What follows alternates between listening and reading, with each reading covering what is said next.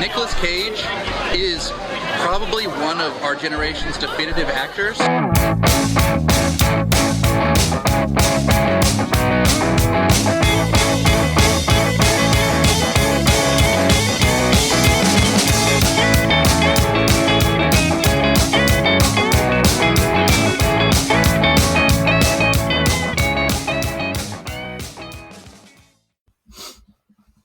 Hello and welcome to Cage Fighting. It's your main man Andy Gillard here. Hope everyone's doing well in the world right now.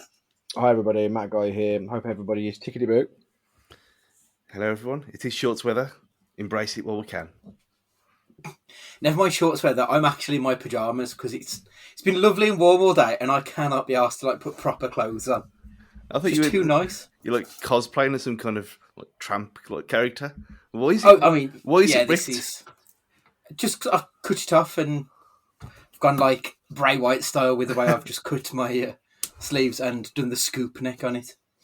When you're as swole as Gillard, you need that's it. Yeah, you need to make alterations. I've been meaning to ask you, Stu, on Zencaster. So a peek behind the scenes to everyone. You pick your own name, and you've always gone with Vin or something ridiculous. Why have you gone for Stu Knight? I don't know. It was when we was talking about Moon Knight, were we? And you were slagging it off. Oh, is that why? Right, okay. I haven't changed it back, so. Because it was up last week, and I noticed it, and I was a bit confused, but yeah, okay. It's no tribute to Wayne Knight from Jurassic Park. That's a bit of a deep cut, to be fair, isn't it? You started your rewatch of Jurassic Park this week. Yeah, that's why I remember. That's why Wayne Knight's name is not just in my head at all times. Yeah, I watched it on Thursday, and yeah, because of the 3D treatments on it. I mean, that's the only. I think is it the only one that's in 3D? It's the only one of the original three that's in 3D anyway.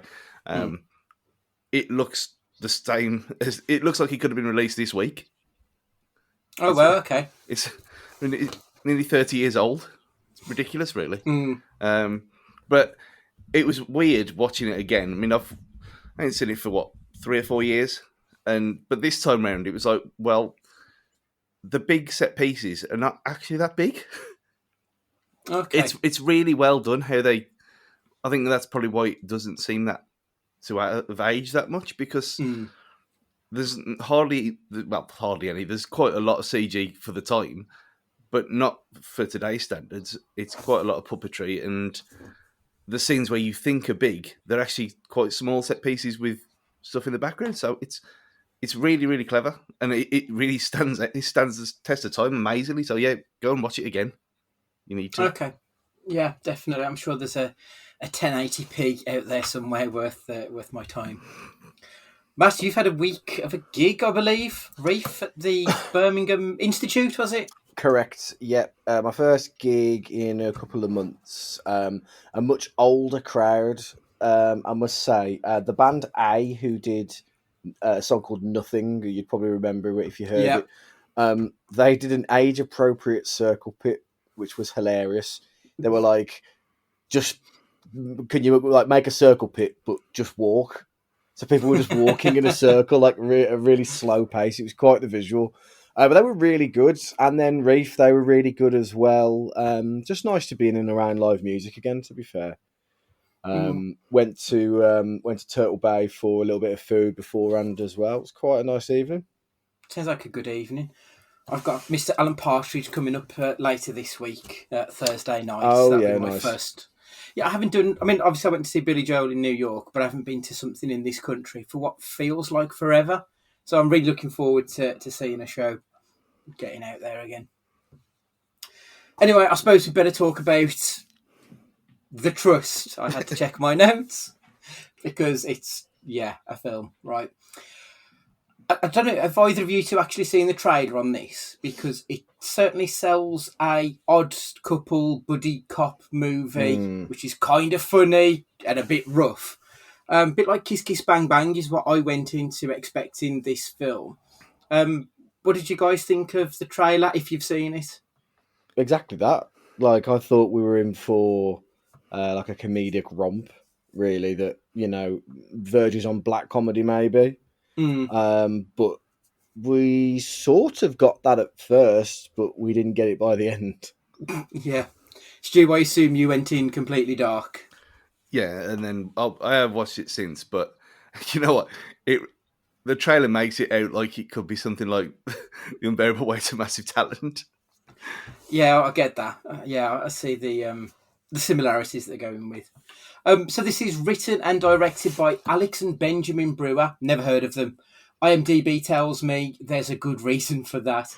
They're a pair of music video directors. They've worked with Alt J, Dum Dum Girls, Capital Cities, Skrillex, and the Chainsmokers. I don't know who any of those people are, if I'm being brutally honest. I know who Skrillex is. I know Skrillex and I think Alt J was on a FIFA. I think. Okay, right, okay. Looking at the cast list, there's a couple of names that are recognised before we get to the big one, obviously. Sky Ferreira, she was Baby Driver's mom in Baby Driver. Ethan Suplee, who you probably know from Mallrats, Kevin Smith, or My Name is Earl, he was the brother. And if you're a fan of the X-Files, you had X himself, Stephen Williams. I was low-key impressed with the supporting cast going in. Didn't really see a lot of them on the flip side of it, so I feel like we've been sold something we weren't given. The only other person to mention really is Master Frodo himself, Elijah Wood. Much like Daniel Radcliffe, I like the fact that Elijah Wood went and he's made his nut early doors, and he's just gone out to do films that seem to interest him. Whether they end up being good or bad is sort of irrelevant. They're just films that you can see that he's seen something in them. I appreciate that he does these huge comic book movies in one time, and then the next time he'll do something silly and fun like Dirk Gently. Stu, I'm assuming obviously you're a Lord of the Rings fan, so talk to me about Elijah Wood. Yeah, I mean, obviously from that we'll get to at some point on our alternative podcast, the Wolves Fancast. Green Street. I mean, that's so odd and almost the complete opposite of the Lord of the Rings films as you could possibly get. And he has, I mean, that's probably the right comparison to make of the Daniel Radcliffe thing, because he doesn't seem to be bothered about it all. Like the whole fame thing, he just does what he wants. And that's probably the best way to be, really. Yeah, absolutely. Matt, have you got any strong opinions either way on Elijah? Not really. I do after this.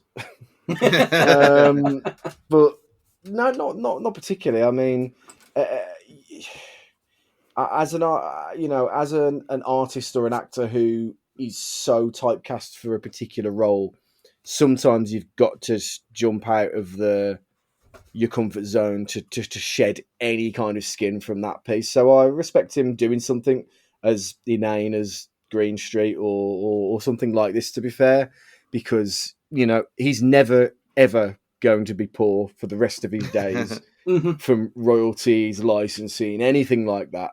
So to branch out and do something different or just chase something that you like artistically, I respect the talent that do that. Yeah, absolutely.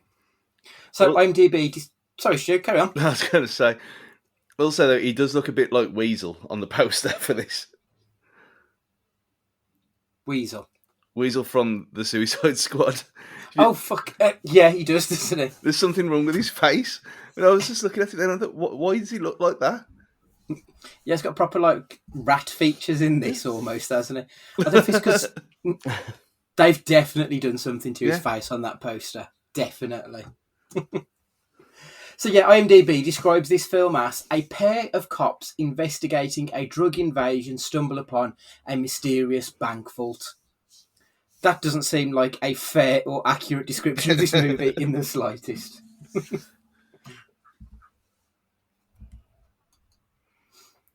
So this film opens with Elijah Wood getting ridden by a sex worker, looking bored and unexcited, before seeing him get suited up and heading out to work for the evidence management unit of the Las Vegas PD. Wood is stumbling into the crime scene. Cage then arrives, getting told by his bosses that his plans to revolutionise the evidence management are too expensive. Immediately, they set up that both of these characters as being less than in love with their life currently. They're not excited by work and they're not even excited by life. One evening, Jim Stone, that's Nicholas, he discovers a low-level drug dealer was bailed to the tune of 200,000 K paid in cash, meaning that this guy has access to large sums of money. Jim shares this idea with his colleague David Waters, which is Elijah Wood. Initially against the idea, Waters then decides that he will stake out the crook, but only because he truly has nothing better to do with his life, and he despises his job. Following the almost certainly illegal surveillance of this drug dealer, Stone and Waters discover that the gang's merchandise gets moved into a building but never leaves. Pulling up schematics for the building, they have a 6-foot reinforced vault built to protect their investments. Stone and Waters decide they're going to break in and enter, taking all of the money. That's half an hour. So basically, that's the first act done in quite a succinct way, I feel there. I personally felt that it started all right. Like, it's fairly quick moving, but there's quite a few amusing moments straight off the back. So, for example, when they're sat at the bar discussing it, and Elijah Wood says, I think that guy's getting a hand job. He's eating, so it's hard to tell. Like, I giggled at that. Nick Cage, when he's got the sunblock on his nose, just looking ridiculous. When Elijah Wood had done the schematics laid out on the floor and one bit is all to cock, and he said, a bee came at me and I panicked. Some really funny little moments in the beginning of this, but it did feel a little bit too somber for, I feel, what they were trying to show. Matt, what were your thoughts on the opening half hour? Well, at this point, it was par for the course because of what I was expecting from a trailer point of view. But I was enjoying it, but I was enjoying it in a popcorn throwaway kind of way. There were some lines that made me legitimately howl, like when they're looking at the schematics and they're going, okay, this is the dining room or something. I can't remember exactly what room. And then Nicolas Cage was like, let's go there, let's check it out. And they just walk over to it, even though they're like to be in the room. And it was just like his delivery was hilarious. And there were some funny moments, to be fair. So, I mean, I was enjoying it, but I wasn't taking it particularly seriously. I kind of had one eye on my phone kind of thing. It wasn't gripping. It wasn't gripping. It was funny, but it was popcorn disposable at this point in time. Yeah. Stu, what were your thoughts? I was confused because it didn't seem like it was going to be funny, and it was so dire, and it portrays them as such losers that you kind of think, oh god. And then like you said, the lines, and then I mean the schematics on I didn't even know what that was, and apparently it's a rooftop of some kind. Why he'd done that anyway in the first place, who knows? But like when when they're in the bar, and it was like I kind of giggled, and I don't know. I was like looking around, like, should I be giggling at this? Is this supposed to be funny, or is it supposed to be really sad? And I was thinking too much into it at the time. But yeah, I enjoyed it. I actually really enjoyed it up until this point. I thought, oh, this is a lot better than the poster makes out, and the premise makes out. And I thought, this is not where I thought it would be. But the certain type of comedy just seemed to be a bit out of place. And I think we're going to come on to it in a bit, that it didn't carry on through that the film, did it? That's definitely my sticking point on it. I'll tell you what it did remind me of. Jim Carrey's The Cable Guy. I remember the trailer for The Cable Guy. It sold it to be the next step in his The Mask, Ace Ventura style comedy. And when we got it, it wasn't that. So I remember hating The Cable Guy when I first saw it. Plus, I was probably a bit too young to fully appreciate a black comedy. But having watched it in like the last 5-10 years, The Cable Guy is a much better film than it was really sold to be way back when. And I feel this was the kind of humour we got to start with, but that quickly dissipated in this movie, I feel. So after deciding that they're going to get their bag, they approach the crooked cop to help them get their hands on some illegally acquired cash by roughing up a meth lab for some money. They use this dirty money to buy drills and black market guns needed to break into the safe. Our pair enter the house, and things go tits up, and one of the occupants tries to escape, and Stone ends up shooting one of them, killing the guy. They're off to a bad start. Things go from bad to worse. When drilling through the floor, the drill belt breaks. Without any spare belts, the pair decide to build an improvised explosive to finish the hole. Now, finally faced with the safe, Waters drills inside and works the dials while Stone listens. Tension raises. Eventually, they make their way inside, revealing a mounting of high-end, mega-expensive diamonds and jewels and so much cash. That's the second act of this film. So we're at the 65-minute mark. And I've summed up the second act in 5 lines. Stu, what did you think about the middle portion of the movie? It dragged a lot. I was... For how you summed it up like that, and for the amount of time that it took, it went, like I said, just about it going from the kind of bits of comedy thrown into being this kind of, like, almost like The Wire. Like that kind of like noir bad cop vibe kind of thing, where at the start of the film they were like idiots, and then they actually show that they actually know, they've got some knowledge and they know what they're doing, and then obviously when they blow it up and everything, it's all a bit different and silly. But it just seemed, I wasn't even watching this late at night either, and I could feel myself like, I need to eat something now to stop myself falling asleep. I don't know what it was. It just really dragged, and I don't know why. Yeah. My note is basically, this really drags. I had to watch this part like 2 or 3 times, just keep rewinding it, because I kept going onto my phone and thinking, fuck, I've missed this film. Matt, are you in agreement? I don't think I am, to be honest. I didn't think it dragged because I didn't. The second Nick Cage shoots the guy who's selling the drugs is the turning point in which this goes from being he's a hapless idiot to actually he's cold and calculated, and actually to start of him actually going a little bit mad, and then the film just flips and changes its genre like within one scene. And that was the point where I started to gain interest, because actually I'm all up for a bit more of a somber, bit more of a gritty heist film that is tense, and it then becomes who's going to double cross who's going to have the moral panic, all this kind of stuff. So actually, it was at this point where I started to enjoy myself. I think I was enjoying the first part of it, and it is such a left turn, isn't it, where it does become this gritty film. I think I was in the other mindset of wanting it to be this dark, black comedy with an odd couple, pair of crooked cops, and it doesn't, it becomes something else at that point. But yeah, I think that's absolutely fair. Back in the apartment, Waters starts to feel sympathy for the remaining hostage. I had totally forgotten about her. Like, it's been about 40 minutes at this point, and she's been locked in the toilet. We've barely seen her. They've not even given us a reason to care about this person.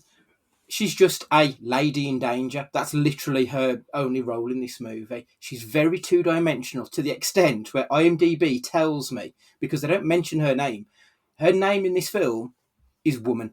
They haven't even given her character a fucking name. I was just going to say, what is her actual name? Can't be asked. Why bother? Like, she's irrelevant. That's basically what they're telling us. I think that's really poor storytelling. The hostage asks Waters if she can call her husband so that she can ensure that the child is taken care of. Waters agrees, and he dials a number, allowing her to talk to someone. Waters and Stone find a stash of guns hidden in the walls, like a fucking arsenal of weaponry there. Waters realising that taking this money now, that this gang will be after them, it is too big a job for these two people. They will be hunted down and they will be killed. Stone refuses to play ball, wanting to take everything. Waters fails to stop Stone from emptying the safe. Waters gets cold feet when he goes to dispose of the hostage.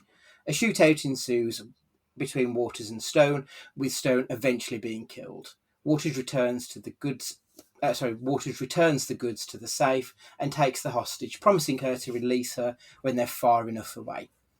Whilst driving down an empty stretch of the road, Waters' van gets surrounded. He notices that one of the vans is a contractor's van, and on the side of that van is the number which he dialed for the hostage to speak to her quote-unquote husband. Waters gets shot in the face. The film ends with the evidence from the heist and the car being stored into the evidence management building, the same place where Waters and Stone spent their dismal lives. The third act ends around an hour and 25. How do we feel about the final act of this film when it's all wrapped up? Matt, what were you thinking?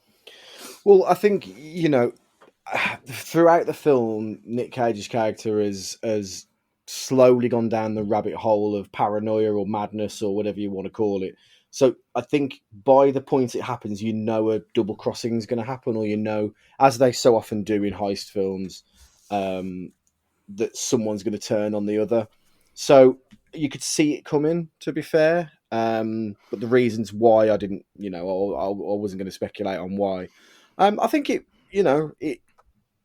once it all starts to go downhill with these things, they go downhill fast, generally speaking, as the cliche.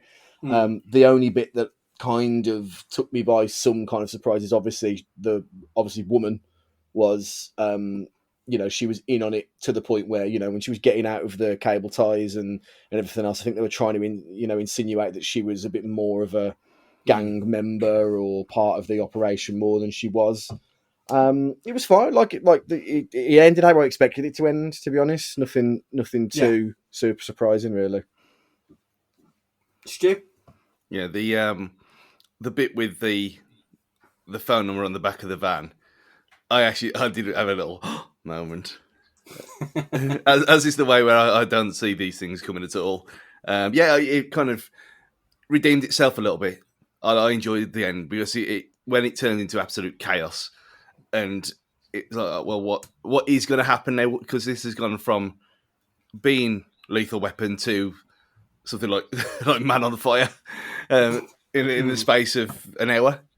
So, yeah, I enjoyed the end. I think it redeemed itself for me. And that's what I said. I don't know what I feel or think about this film because it's so complicated. for something such... Because no one knows about it. No one's ever heard of it anyway. You can't talk to it apart from us. And I was sitting there, and there's hardly anything online about it either. And it's like, well, do I like this film or not? And obviously, we'll come to that. But yeah, I like the finale of the film. I would probably more if it had been more of this. I think it could have pushed the old table a bit, but it's that middle just killed it off. It feels like it's three separate films pressed together. Like they've each got their own sort of genre and there's no crossover between them other than the characters in it. Same as you, I enjoyed the end. I didn't see that twist coming with her actually calling her mob boss rather than her boyfriend or whatever it was. So I thought it was a nice little reveal and it did take me by surprise. So yeah, I enjoyed that. The budget was an estimated $9 million, which is somehow a really small budget, but also a massive budget for this film. Like, it doesn't feel like there's $9 million worth of stuff on screen. So I'm a bit surprised at that. It went straight to streaming, so it only got just over 300k back. But obviously it would have been licensed out, so sort of irrelevant. It was released on the 13th of May 2016. That month also saw some good films and some less than good films released. The comic book movie, we had Captain America Civil War came out, but at the other end of that scale, we had X-Men Apocalypse. Yeah, we had the indie favourite, The Lobster, with Colin Farrell. Firth, sorry, I believe. I think that's the one I'm thinking of anyway. And also, you've got a film which is very similar to this one, actually, in the Crow and Gosling odd couple buddy cop movie, The Nice Guys. And the also surprisingly well-received Angry Birds movie was released that month. So May 2016 wasn't actually a terrible month. Before I give you the scores, though, what are the scores on the doors for IMDb and Rotten Tomatoes, do you reckon, Matt? Because it's going to have been barely seen by anybody, I'm going to say it's been rated pretty low. I'm going to give it around a 30-35 on to your respective Yeah. meters. Okay. Stu, what do you think? I'll go higher than that, but for the same reason that people who I don't think you can watch this film and forget it.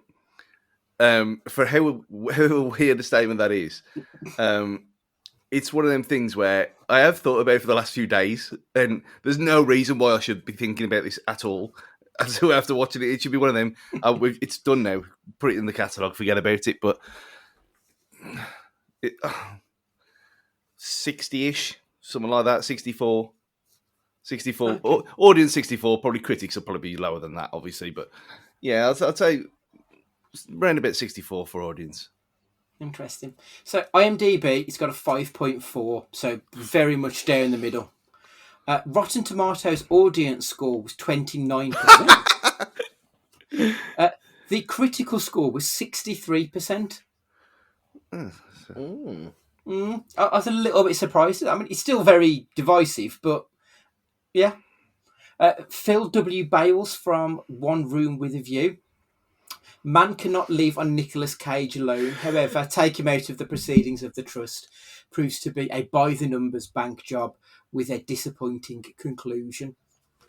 Kevin Mayer from The Times. The Trust is a heist movie that gives Nick Cage his juiciest performance since Kick-Ass and indulges some very kooky Cagean line readings. And Alan Adams from The Main Edge. There's an absence of genre or thematic cohesion, leading to a film littered with tonal fits and starts that comes off as more or less random. The fan response for those maniacs at Amazon.com, even they didn't love this film. It's got a criminally low 3.3 out of 5. Wow. Yeah. 51% gave it a 4 or a 5-star review. There's only one review. It's a little bit long, but strap him. It's titled Funny, Gripping and Reflective. Subtly beautiful and funny. Lesson.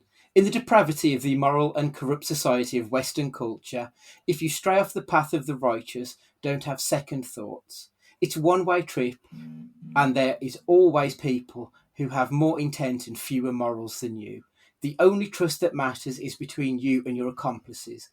And if you waver, you fail. Superb acting and the jarring and confusing relationship between the two leads is indicative of the metaphysical, mechanistic materialism that we are immersed in. Confusing, meaningless, and isolating. There can never be a true connection in the dog-eat-dog world, and trust is futile. Our culture is doomed to fail like the fall of Rome. There is no coherence in the relationships in the individualistic society that extols wealth above ethics and material achievement above strength of spirit. What a beautiful sentiment in that. I don't even know what it means, but I liked it. Pure poetry. Yeah, brilliant. So I want you to give me your good, bad and crazy on this one, Matthew. So from a good point of view, when it became a tense thriller, I thought it did it well. It didn't bore me. I started to stop what I was doing to just solely watch the film, and I thought it did it in a way that was kind of reminiscent. Like it felt kind of quasi, Breaking Bad in a way. It had that element to it of like hapless yet calculated, and the transformations of the characters as they went along was really interesting for me. Like you see like their moral framework go both sides of the spectrum, and I think that was explored quite nicely. The bad though it didn't know what it wanted to be, and the jump in its tone completely it's hard to praise the film as much as I'd like to and say that I really enjoyed it, because tonally it was just all over the place. It was like it's jarring when that happens. Like it's not quirky, it's not kooky, it's not something that, like, I think maybe the directors thought that it's something just to throw the audience so it becomes a bit more fashionable or hip or whatever. But it just felt out of place and felt jarring for that reason, really. But the crazy for me really would be the kind of lengths and means I had to take to get it. to actually physically watch the film, because for what is essentially two, Elijah Wood, is he a Hollywood A-lister? Probably not an A-lister now, but at one point he was. Nicolas Cage at this point in his career was on his Renaissance tour. So for that film to have completely zero, it doesn't exist. It just doesn't exist. Like you try telling somebody, and that's as crazy as anything. Like I want, for some reason in the back of my mind, to tell people to watch this so they can make up their mind on it. I don't know how. Like, this is a film with like Nick Cage and Elijah Wood in it. It should be like, you should just be able to get it on Netflix, or you should be able to. It's just bizarre that it's so under the radar. Very weird. Stu, what have you got? Pretty much exactly the same. The crazy is that reason that no one has heard of this film, and it's not like it's one of the hidden ones. It's not that old either. It's like 6 years old at this point. And I've said the same thing, the exact same thing to people, that it's Nick Cage and Elijah Wood. And, that sounds interesting. How can I get it? You can't. You can't get it unless you go to the darkest embers of the internet and kind of risky malware. Then that's the only way you can get hold of it. But what was it even sold to? Where did it go? Do we even know that? Z Direct or something like this. Something that's probably long gone at this point. I've never heard of it. I'm just looking now. You can rent it on Apple. Yeah, you can rent it on Apple. Like, nowhere's streaming it for free, which in the modern day seems batshit, doesn't it? But even has anyone ever rented anything off Apple? No. The only time not off Apple. I've had to rent a film off YouTube, I think, for the purpose of this podcast. I think once, and that was enough. Yeah, I've done it from Prime before a few times, and I did it through the PlayStation Store a couple of times and all, but never from Apple. But yeah, so I mean, that's the crazy thing, is it doesn't exist. It's a ghost of a film. But the bad is exactly the same as Matt. It doesn't know what it is. And you can't say, if someone likes dark comedy, I'll watch this because it's only a third of it is dark comedy. If you like heist films, how much of it counts in this? Again, and then that middle bit, I don't even know what that is. So you can't have it unless you're going to be incredibly clever and like Pulp Fiction it with, so the start doesn't have to be at the start and that kind of thing, and make a point of doing it like that. Which I can't think of any film that's really done that anyway, off the top of my head. Probably for a reason. Then you can't jump around like this does. The good when it did know what it was doing. I enjoyed it. It was fun. It was in its own little way. But that is all it is. The good. It's not great. It's just the good. And I thought performances were decent enough. The sets and the battles and everything were decent enough. It didn't look budget at all. And for $9 million, there's probably a reason for that. But yeah, I enjoyed it for what it was. My good's very similar to that. I really enjoyed Cage and Wood together. Like, I want to see more of their chemistry.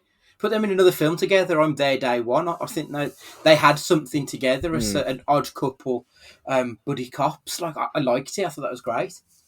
The bad, I feel, is probably everything off screen. So, like, the direction, the cinematography, the editing, it all feels very juvenile, I think is the word for it. It almost feels like it's a college movie. Like, it's people who don't quite know what they're doing in filmmaking, and that's why it felt very disjointed.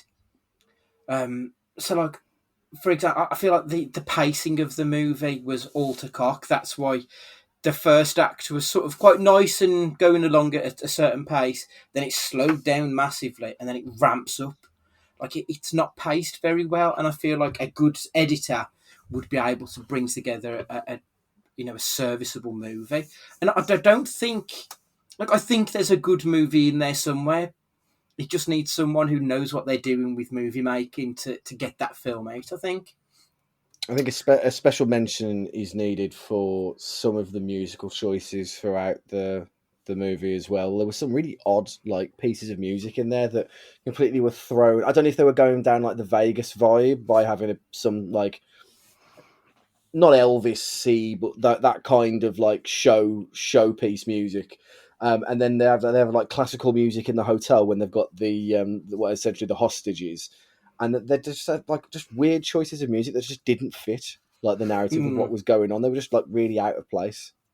Yeah, it's really like quite this odd juxtaposition of happy-go-lucky when you're looking at a woman who's just been tied up in a toilet. Like, yeah, it was odd, wasn't it? It's almost like they had the music first, and they wanted to use it at all costs. Yeah, that's it. Yeah.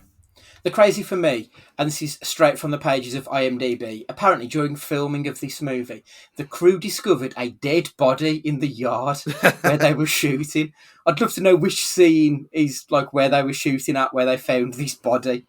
Like, could you imagine making a film like this and just coming across a random corpse? It's ridiculous. There was one scene that I was desperately trying to find, and if I do a bit more research, I might be able to. But I don't know if you've both seen Peep Show or to the level that I have. Well, you definitely won't have because I watch it kind of biannually, like every year. But there's the famous scene with the no turkey, which you might have seen as a meme, where basically Jez is asked where the turkey is. He says he hasn't got the turkey. Mark kicks off massively and calls him a fuckhead. And then he goes, "Of course I've got a turkey. It was a joke." They did that joke with the minivan, and I swear to God, it was like they've seen Peep Show. I'm telling you, it was exactly like it. It was like the whole structure of the joke was exactly the same, and I'm determined to find some kind of tenuous link between the two. I've seen a handful of bits of Peep Show, and I knew that was from something else. So yeah, there you go. Yeah, that was the first thing that came to my mind. Actually, was that very famous scene. Like, it's the most memed of Peep Show, I think. Almost, easily, isn't it? Like anytime, like the country of Turkey is in the news, it's always no turkey, and then that picture of Mark Corrigan with his eyes, or something like that. Yeah, yeah. So, did you enjoy the film? I'll come to you last, Stu, because you seem to be the most on the fence about this. Matt, what do you think? I did in a way. Yeah, I did. It was serviceable at best. It wasn't something that like I would rush to watch again anytime soon, because I think once you've been through it and you know what's coming next, it will take all of the positives kind of away, just left with the bad filmmaking shell that remains. But the journey through it, I enjoyed. To be fair, I know that it's not a great film. I know it's not a great film, but that doesn't take my enjoyment of it away. Yeah, I'm sort of in agreement with you. If I look at it on like the Football Manager scale of rating a player, it's a 6. Like, it's good enough that it's a passable way to spend 85 minutes. I do think there's enough meat there that this could easily have been a 7 or an 8. And I feel like there are elements to it that let it down. But I can't say I hated it. Like, I don't regret having watched it. So that's a win for, some of the films that we have watched, to be perfectly honest. For sure. Stu, so you were very much, up until like before we started recording, you were unsure. Have you picked a yes or a no? I think because I'm so unsure, I can't say yes, can I? Because if I had, then I would know. But this is going to be one of the very, very rare ones where, if I do go back and watch this at some point in the future, knowing what to expect, I think I'd probably like it more. So, for future reference point, I'll say, yeah, I think I did enjoy it. But it's such a weird experience, and if you can't even talk about it, it's so odd. Feeling like you want to like something, knowing that you do like it, but then you don't at the same time. But yeah, for argument's sake, yeah, I did enjoy it. I mean, when, like, so, full disclosure, on my notes, I haven't got an answer to this question because I didn't know. And I thought having this conversation might actually help me come to a decision. And I do feel like it has. It's been, we've had a few of these films where I've come in being very anti the movie. We've discussed it, and actually, I did enjoy it, and I've enjoyed the experience of talking about it. And I feel that if you do go and watch it again, having had this conversation, you may get a bit more out of it. That is the Captain Corelli's mandolin phenomena, or the City of Angels phenomena. It's the City of Angels for me, because, I mean, that film's awful, but it's got that so bad it's good, and I did enjoy ripping it to pieces on here. So, yeah, that you've perfectly put there. Oh, I did like, because this film did remind me of Captain Corelli's Mandolin, but except it was Nick Cage doing a German accent at one point. Oh, yeah, of course. And his accents are just fucking abysmal, so that always makes me laugh. So, Cage good, Cage bad. What are you saying, Stu? I'm actually going to say bad, because I don't think he is, like that one review said, if you take him out of this film, it's just a normal heist movie. But I don't think that makes any difference if he's in it or not, because there's a few moments of cageness in it, and obviously his ridiculous moustache, but he's not integral to this film like he normally would be in these things. So in this, it's going to be a shade on the no for me. I'm surprised at that, especially because I think the other two answers are going to be different, and that's rare. Yeah, Matt. Well, Stu makes a very compelling argument there. It's not compelling enough to change my mind, but he's compelling. He's definitely compelling. No, I enjoyed his performance in this, and thus I think he it does, though. It kept it veering on that comedic side, like until he went full crazy with it. Do you know what I mean? Like if he'd have shot the girl, for example. Which I think we were leaning that he was going down that path about it. He was going to do that. Then he would have veered solely into Crazy Cage. But I think he was good. He kept it. He kept it the side of how do I want to put it? He was like on the fringes of his sanity at all times. You never know which way he's going to go. He kept you guessing, and for that reason, so I enjoyed that element of it. I think that was something that kept you interested as what's going to happen next. So without that, I think it would have plodded even more than you already thought it did. Yeah, I really enjoyed his performance. Like I feel like he is the only character that had a proper story arc. He started out as this bit of a loser, down on his luck, makes very silly jokes that people don't seem to like him for. Yeah.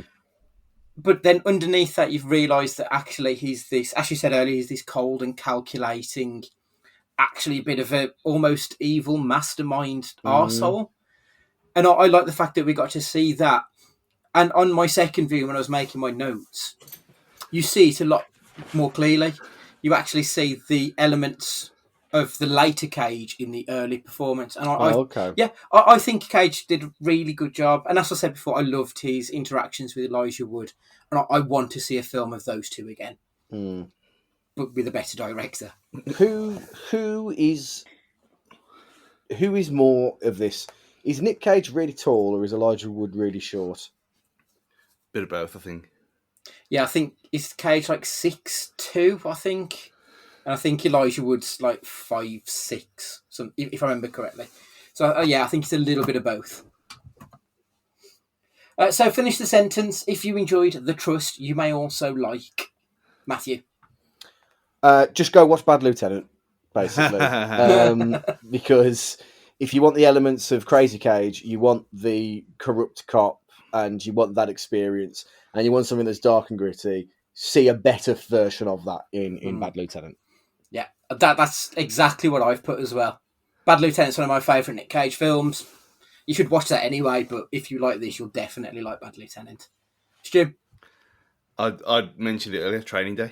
It's just for the vibes, the gritty vibes. Not for the comedy, obviously, but for the gritty vibes, go and watch Training Day. And again, watch it anyway, because it's great. Yeah. Very good film. Yeah, excellent choice. Why did I immediately go to the 51st State. Then I was like, hold on, is Ricky Tomlinson in that? But no, that's a very different film. Yeah, very. Brilliant. So that's another Nick Cage book, another Nick Cage movie in the record books. Next week we're doing something a little bit different. Cage fighting is taking its place among the pantheon of cage-based podcasts to discuss the unbearable weight of massive talent. I believe it's going to be dropping on Tuesday next week rather than our usual Monday. But keep an eye on our socials and the podcast stream for all the episodes. So that's at Cage Fighting Pods is the socials, and cagefightingpod@gmail.com for any emails. And finally, thank you for just joining us. We tell you every week how much we appreciate your time, and this week is no different. So for this week, Matthew, would you like to say goodbye? Goodbye, everybody. For the especially follically challenged, like your dear hosts, it's now the time to be carrying emergency suntan lotion around with you at all times. So please do it. Save your head and don't get burnt. Goodbye. Or you could just wear a cap, and go full on. I mean, if you had them red trucker caps. Mm. Where's this going? Where's this going, Stuart? No. I'm just thinking if we had a red trucker cap and a ripped vest and a big beard like that, would he be allowed out of his own door? I don't think he would be. I'm trying to find, I haven't got the Fred Durst red cap. I've got one with the mesh at the back. I've got one of them. Yeah. Absolutely, of course you have. For the purpose of those listening, I've got to make pinball great again. Krakow Pinball Museum cap with red mesh on the back. I had one from Final Fight as a promotional thing from PlayStation magazine years ago, and it was like that: red mesh on the back, white bit on the front with the writing in red. So Final Fight with the red bill. See, mine's the other way around. It's got like a burgundy front with Rock NYC on the front and white at the back. But yeah, that's basically what I've got. My problem is because I've got such a massive Ant McPartland-sized head. You can see that I'm up to the very last few bits of the strap here, and it just makes my head look even bigger. That you can see that I'm nearly at the end of the potential fastenings on this cap. I wonder if I've got a cap with them little bobbles on. Just all mine are straps. I was going to say, is that a strap on? Yeah, it is. Yeah, I don't have children's bobble cap anymore. Oh, yeah. Goodbye, everyone. Yeah, it's goodbye from me, and remember, be excellent to each other.